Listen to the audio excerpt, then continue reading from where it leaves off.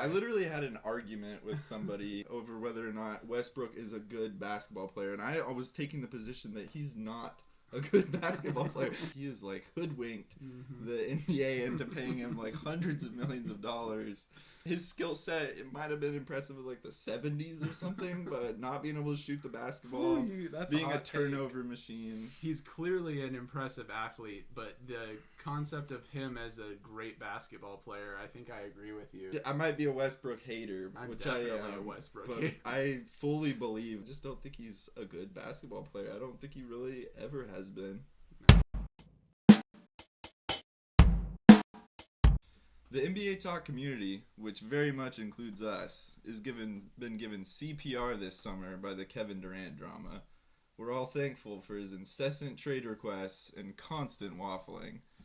The hot rumor today is that the Celtics are making a push for our boy KD. Could they possibly get him with a Jaylen Brown-centered package? Maybe Marcus Smart and other pieces?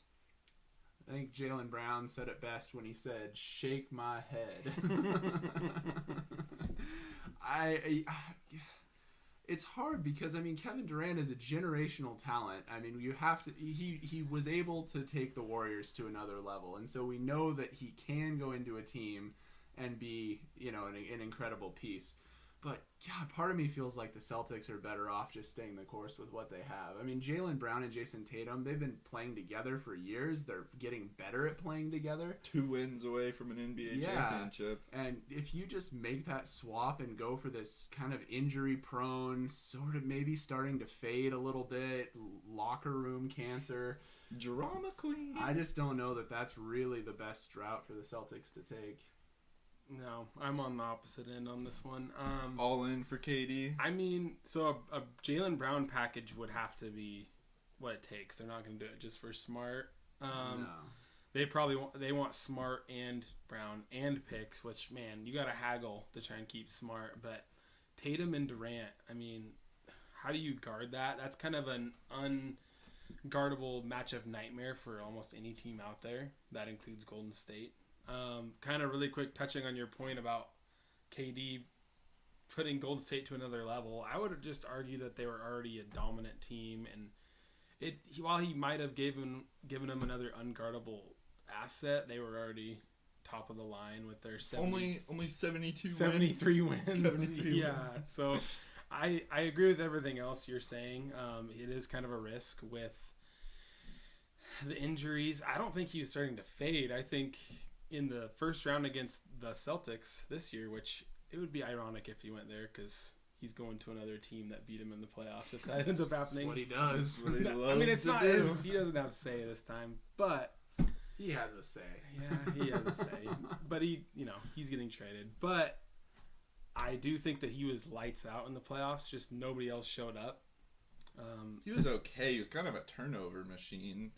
I mean, he was the only. He wasn't. I don't think threat on the floor. Yeah, but I don't think he really lived up to his standards. His second best player was arguably like Dragic or something like that. I mean, he was still struggling though. Like he was getting locked down on defense through a lot of it. He didn't have any like towards the end of the series. I think he had a monster game or two, but the first couple he really didn't show up. I say trade for KD and figure it out later. It's a good problem to have. If you're the Celtics, I think that is the move to make too. And you'd have Tatum, KD, and Malcolm Brogdon. I mean, that's really good. Yeah, I would probably take the deal if I was Boston, but it would be a hesitant pull the trigger because it just does come with a lot of drama. And I mean, you were in the NBA championship last year with the team you already have. So what if he tries to force them to take Kyrie again? It could, I mean, he I does stuff like that. It could be sort of like kills a team. It could be sort of like a Brooklyn situation too, where he goes there and just never really pushes him over the hump. So speaking of players that just can't get over the hump, Russell Westbrook. You guys have heard some trade rumors about the young man? Yeah, I've been hearing some rumors. There's a few teams that are interested in him, which I can't figure out for the life of me why. I literally had an argument with somebody over whether or not Westbrook is a good basketball player, and I was taking the position that he's not a good basketball player. And like I don't say that like flippantly or whatever, but I honestly believe that he is like hijacked or like hoodwinked the NBA into paying him like hundreds of millions of dollars. And he's like, man, his skill set, it might have been impressive in like the 70s or something, but not being able to shoot the basketball, being a turnover machine. He's clearly an impressive athlete, but the concept of him as a great basketball player, I think I agree with you. He's not. I mean, I might be a Westbrook hater, but I'm definitely a Westbrook hater. I fully believe, like confidently could say that I just don't think he's a good basketball player. I don't think he really ever has been. I wouldn't take him. Early in his career, I think he was maybe at his most impressive. But I would say at this point, you guys are right in that he's a negative for any team he's on, and he's probably not going to agree to come off the bench because he's got an ego. As little as probably 4 or 5 years ago, I would say it's inarguable he was a good basketball player. He dragged a crappy Thunder team to like the 6th seed or whatever, and he was averaging historic numbers and blah blah blah.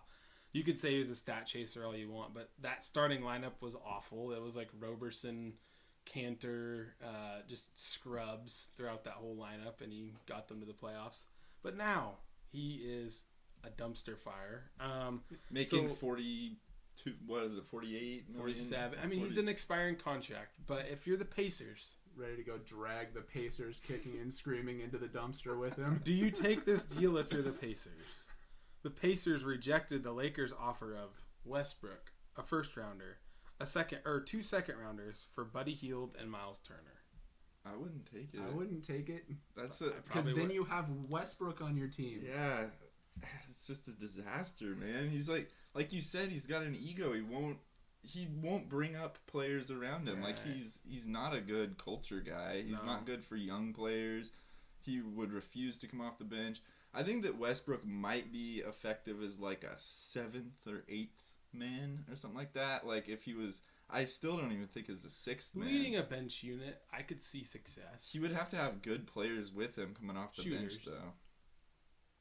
I don't know. It is a $47 million expiring contract, so you'd have to put up with him for 1 year. You'd get 3 picks out of it, 1 first, 2 seconds, but you're losing Miles Turner, who'd be your best trade chip. That would be a big piece, yeah. Buddy Hield's not bad either. Yeah, and he would fit well in the Lakers. A lot better shooter than Westbrook. Yeah. It's not saying much. So Donovan Mitchell. Yeah. To the Knicks. Yeah. Speaking of, are they going to be able to make it happen? Pieces that you actually might be able to build a team around. I'm gonna go against that again. I don't think Mitchell scares me.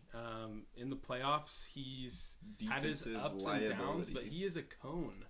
We criticized Damian Lillard for not being that great defensively at times, but man, Mitchell on defense looks like he's stuck in quicksand. And you trade him to the New York Knicks. The New York Knicks. The New York Speaking Knicks. of dumpster fires, the New York Knicks are going to start a backcourt of Jalen Brunson, who's as tall as me or shorter, and Donovan Mitchell, who's barely taller than me. And neither of them are great defenders. What? That's a Knicks move. It would be super entertaining to watch Stephen A. have a aneurysm. I'd be excited. That reminded me of the summer where the Knicks were going after LeBron James. They ended up with Amari Stoudemire. And he punched a fire extinguisher or whatever and cut his hand open. In Classic the New York Knicks move. They could do it.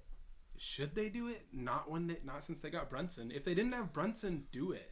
But I kind of agree with you. I think that Donovan Mitchell is overrated. That's why when Riley last week mentioned the Donovan Mitchell for KD situation, 3-team deal, I was just thinking like, man, that'd be such a downgrade from Brooklyn to downgrade from KD to Donovan Mitchell and try to build a team around it. Like, I think I'd rather just go full blow it up and rebuild with picks and super young players. So do you guys have any thoughts on where Donovan Mitchell might land? Because it sounds like he's out of Utah. I think he will end up in New York. But you want to talk about, not bad teammate, I guess, but look at how that situation with Rudy Gobert unfolded. Mm-hmm. Rudy made some pretty dumb decisions early on in COVID with the mic touching incident or whatever. But, they didn't get along, and a lot of that seemed to be off Donovan Mitchell not playing well with his teammates' strengths. And now Gobert's arguably in greener pastures, and I think Mitchell will most likely end up in New York. We'll see what happens.